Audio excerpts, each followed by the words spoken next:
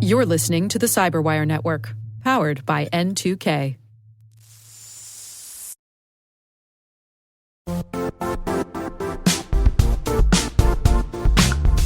The IT world used to be simpler.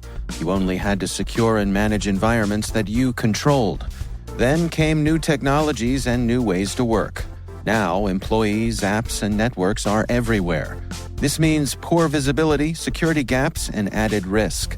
That's why Cloudflare created the first-ever connectivity cloud. Visit cloudflare.com to protect your business everywhere you do business.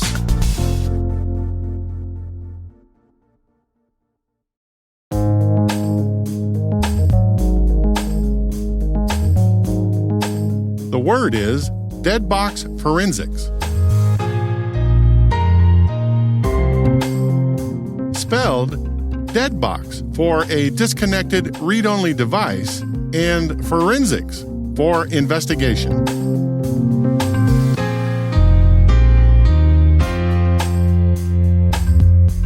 Definition: a forensic technique where practitioners capture an entire image of a system and analyze the contents offline.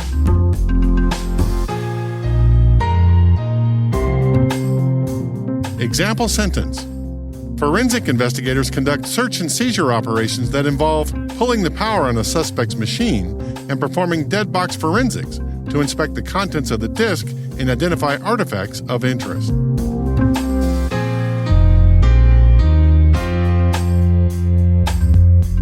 Origin and context.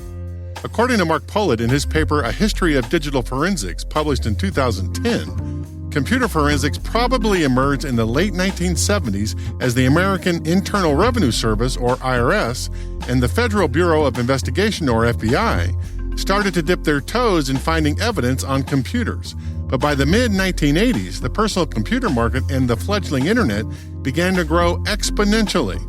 Law enforcement personnel from around the world started to realize that these new home computers would be a treasure trove of digital evidence in the future.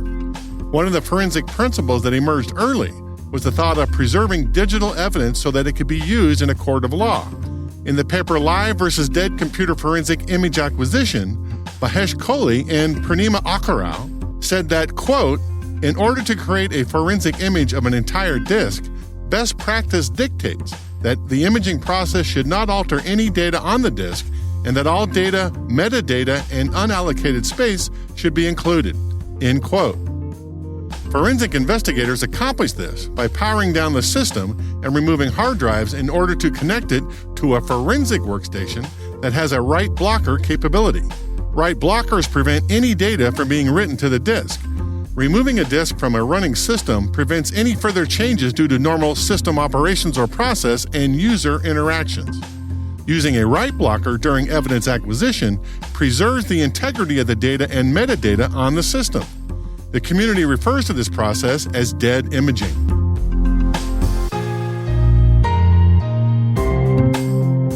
Nerd reference. On the Investigation Discovery YouTube channel in 2009, Chuck Pruitt, a digital forensic specialist, discussed the early history of his job. Digital evidence recovery is the new DNA. People think they deleted it, it's gone, and it's not. No one ever thought to analyze computers until the last decade or so. We physically remove the hard drive. Our software will allow us to pull up that deleted information. And then we actually sit down and have to go through it file by file.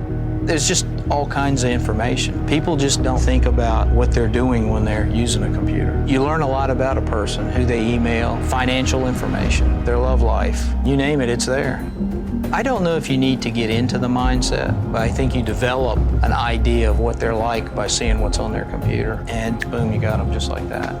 I just work the case and find the necessary information, and it all comes together in the big picture to put the people away. We know what we're doing is the right thing, and we know that in the end, the victim's glad we did it.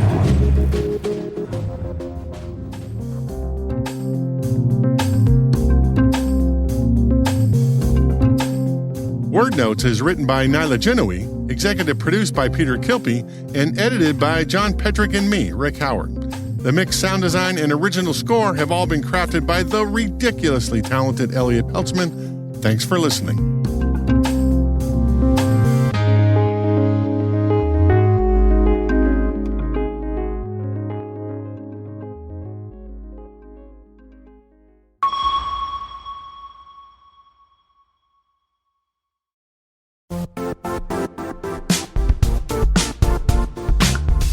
The IT world used to be simpler. You only had to secure and manage environments that you controlled. Then came new technologies and new ways to work. Now, employees, apps, and networks are everywhere. This means poor visibility, security gaps, and added risk. That's why Cloudflare created the first-ever connectivity cloud.